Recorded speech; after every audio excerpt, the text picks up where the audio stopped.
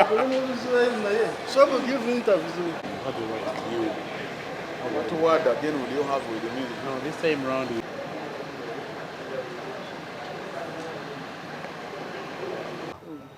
Nenzi wabula kye nakola nti nze awamu ne bannange twamulisaayo twateekayo omumuli abangi mulabe kubo twateekayo omumuli n'ekyo omukisa omubi ne batulekerera bannaffe abandi badde batuyamba sina kindi ne bayambako okutumenya okutusinza amaanyi embogo twali tugikutta amayembe wano neyeezooba temulina emikono tuginoonya ne tuleeta obujulizi bwonna obwetaagisa naye ne kittirwa wano ku fulo ya paalamenti ne kitaweebwa mukisa kutuuka ekiteeso ekyo oba oli awo tetwandituuse wano tutuuse we tufaanana kuba kati labayo paalamenti ye-11 esembyeyo nze saagala kwogera ku maka sikolera mu maka g'abantu naye nga ofiisi enkulu ey'okusatu namba 3 mu ggwanga muno ye ofiisi ya sipiika ng'efuuse ekifo eky'obuzzi bw'emisango tosaalimbirayo tegereza toyita wano tosemberera wano kifo kya Gwanaggomola ofiisi ennene bagiyita kifo kya Gwanaggomola kati wetwogerera bino naye nga twatuukayo tutya nze ne bannange Honorable Odria Honorable Saropedi ababaka bonna memba ba paalamenti kino njagala nkyogere bwe nti ababaka ba paalamenti ye-11 tebali mu muvuyo guno kubanga ababaka batuwa emikono egyetaagisa ng'oggyeko abo ab'olubatu abaali baganyulwa mu kino ng'oggyeko abo abatono abafukamiranga naye tebafukamiranga tebamanyi kye bakola nga bafukamira batere banyaga nabo basitule omunyago nga ennaku zino okutikkula etoffaali okufukamira kw'ababaka naddala abasajja awo kwali kwa kutikkula toffaali bagezigezi naye baba batunuulira ng'oggyeko obubbi ng'oggyeko omunyago ng'oggyeko okwekkusa enge okweyagaliza tama obutamatira ebyo byonna nga biri wano ku paalamenti omunyago naye ate ne mugenderamu n'ebigambo ebirala ebyayitamu kati mwe mutunuulidde abasitaafu ba wano naye anaatunuulira n'agogola ensonga eyo atunuulire n'abakulu b'ebyokwerinda mu bitongole ebyokwerinda babitunuulire batandike okutunuulira ddala ku kitongole eky'amagye bajenero b'amagye batunuule mu iso bagitunuulire batunuule ne mu poliisi batunuulire abakungu abanene abaagambanga esho omukazi ogu numulungi nubu yakwenda n'obwa president nabubaasa they were talking so once the president is taking action now has chosen to take action now who am I we did our part Musenyo nagenze mu luzungu abanene bangi abaaliwo mu bitongole byonna ng'oyagala okutunuulira ebyo ddayo tunuulire iso ddayo tunuulire ekitongole ky'amagye bannamagye bajenero wano abamu beekweka ne mupiero yukati naye nga bakyogeranga kaati nti ono omukyala mulungi mulaba byatukoze ewaffe mu nkiiko nti mulaba omukyala bwakoze ebirungi n'obwa pulezidenti abusobola babyogeranga kati ndowooza ebyo bye bizuukusiza abakulu ne batunula ne bagamba owange ekigambo nga kituuse wala naye okulaba nga paalamenti tusembayo mu mbeera eno gyendi nze kyenkola njagala okuwolereza ababaka ba paalamenti nti bo tebeegatta ku kino obujulizi twabufuna emikono baagituwa abawaabirwa ne bazannya katemba ne beewabira mu kkooti ne beesingisa omusango ne beewozesa ne beesingisa ffe abalina motion tebatuyitako mu kkooti nti mujje mulabe bino naye waabulawo eddoboozi erigamba nti abange fujjo kidda luuki eriri eyo mu paalamenti kiki ekigenda mu maaso kati bamaze okulaba nga ekintu kimeze ebiwawaatiro kimeze amayembe kitomera kati ze bajjukira kati okugamba nti nedda kimala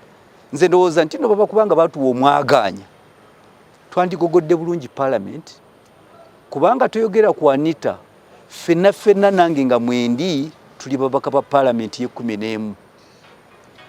kati parliament bwebe yonoonese gwe toyinza kugamba nti ndaba kasita sinze nedda parliament bwebe yonoonese mwenna ebonoonekedde naye tusaba nti nno bano abajja mu ye12 bajja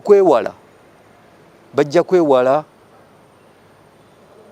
embeera ey'omulugube ebaddewo embeera ey'obulyake obunyazi okwekkusa omulugube tama ebibadde mu kintu kino tusobola okukiikirira eggwanga lino nsaba ababaka ba palamenti ye12 n'abakulu bonna mu ggwanga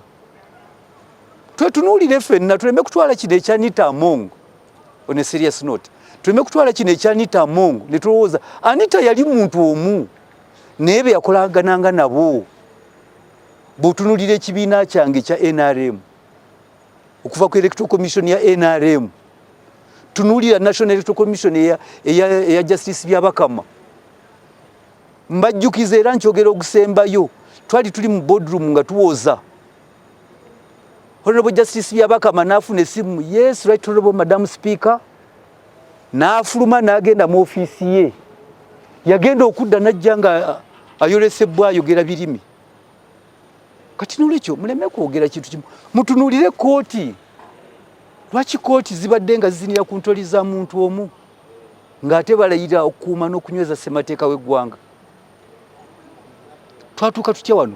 lwaki bannamagye lwaki ISO naddala ISO ne bagenero ba UPDF batuuka ddi ku kino okuwandiika nga ripooti ez'ebikwanga eri president naye ekisembayo abamu ku ffe tetwasobola kulutonda twayogera nga tumanyi nti no bajja tulumba naye tetwalemwa nti akalulu wansi ke katulema akalulu k'abantu naye twamanya nti bano twali tunyeenya tugamba eggwanga nga mutufuga bubi nga mwekusiza mweka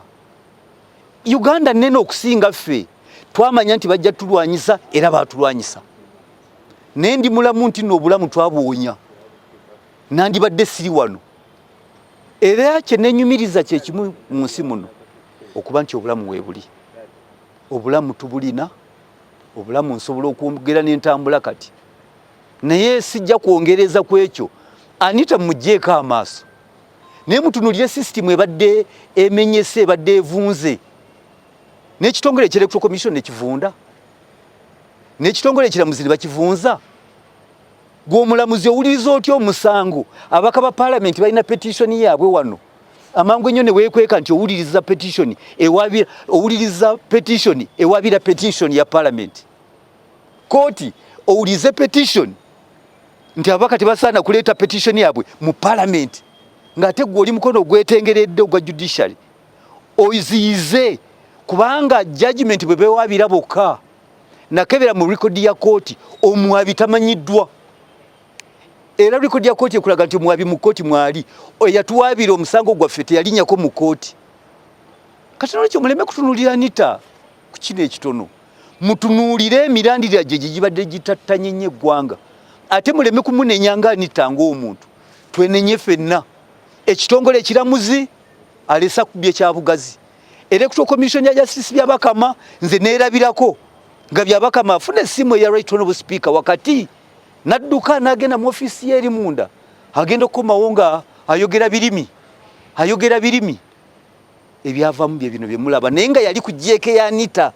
Among nga mutaddeko jjeeke bw'ati kati saagala kulabika ng'akungubaga muleme kunkungubagiza wano saagala kukungubaga ebibaddewo tubirabye ng'eggwanga naye kye tugamba nti babakuwuliriza eddoboozi babakuwuliriza enkola eyo oba oli awo tetwandituuse wano we tutuuse obuswavu okuswala kati weekweka bwe bakugamba nti wuuyo mubaka wa palamenti oba osobola mugule sepeewo mubike n'amaaso gammwe muyitewo kubanga kino kyatuuka ddi wano twatuuka ddi wano intelligence z'eggwanga zeebase security z'eggwanga zeebase budget gye tubaweereza wano eya buli mwaka mugiziteeka wa fe abantu aba bulijjo ne tusobola okutunuulira ekintu kino gye kitambula myaka ebiri emabega kubanga it was on 21st zalina kuz'omwezi 21 omwezi ogwokutaano 2024 lwe twatuuza olukiiko lw'amawulire okutangaza eggwanga naye ate labayo oluvannyuma lw'emyaka ebiri naye ng'abazungu bagamba nti better late than never oba oli awo mwe ab'epaalamenti ye12 munajja nga mwekubye mu kifuba kya mukisa mubi nti no paalamenti za wano tezikkirizanga ffe ababirabyeko okugenda okuyindakitinga n'okubuulira ababaka ki kye bagenda okulaba naye kinyumizibwa yali akirabye kino nze nsiima Katonda nti embeera nebaddewo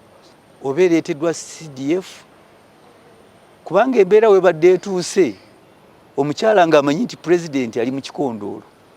kati okunoonya kwange nkyanoonya ani amaanyi gano amapya gavuddewo gavudde gwa CDF naye yonna gye gavudde tubasiima bonna abakolinze to order kubanga kuno kwabadde calling to order twafuna twanoonya obujulizi wonna mu ngeri gye ssente gye yazayingira mu Bank of Uganda ne zivaayo abaddu abatikanga ensawo z'essente nga bayingiza mu nnyumba ng'abagamba teekaawo bino obujulizi twabulina ababaka mwezi ku mwezi ennaku 3 emyezi 4 egy'omuddiringanwa nga bali bweru ku PDM n'ebirala kati saagala nfuule kano akadaala k'ebyobufuzi saagala nkafuula aka national guidance tugamba nti we tutuuse mwenna bannayuganda mulabe we tutuuse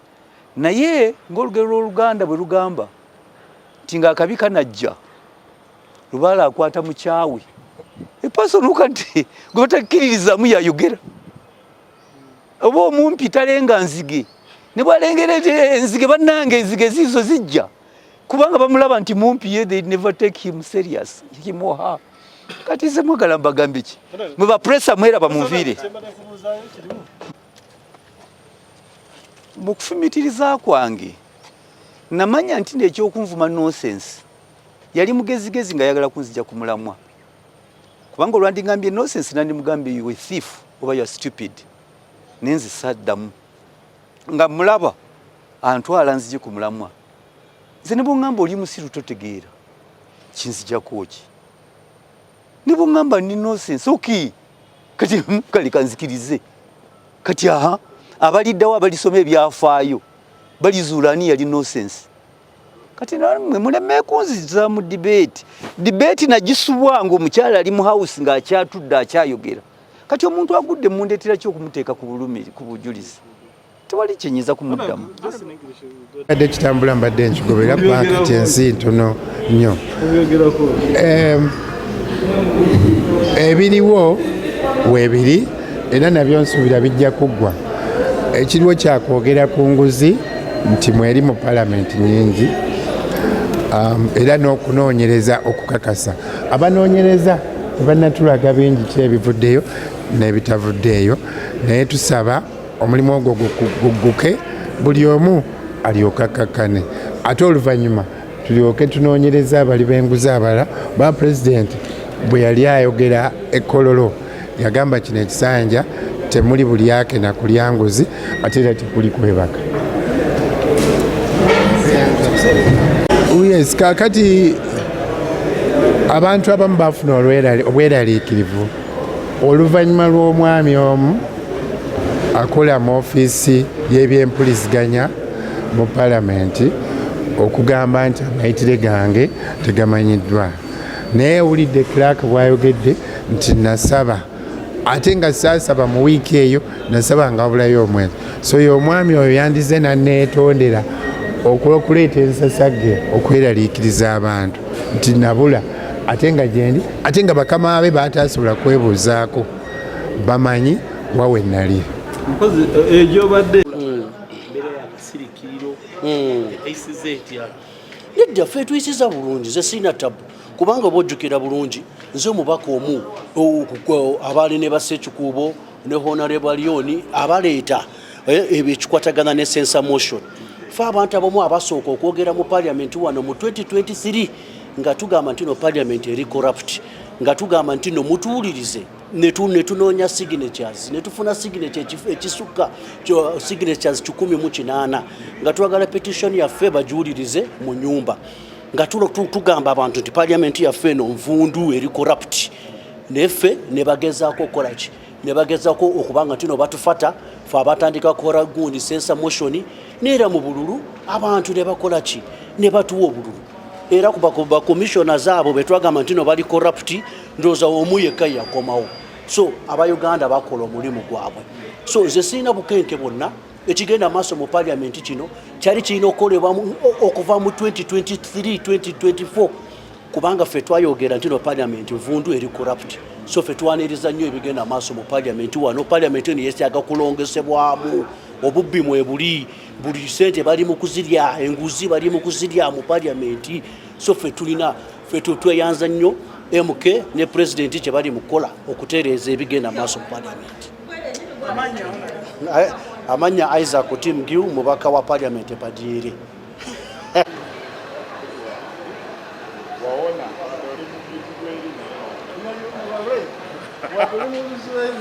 Só give interviews.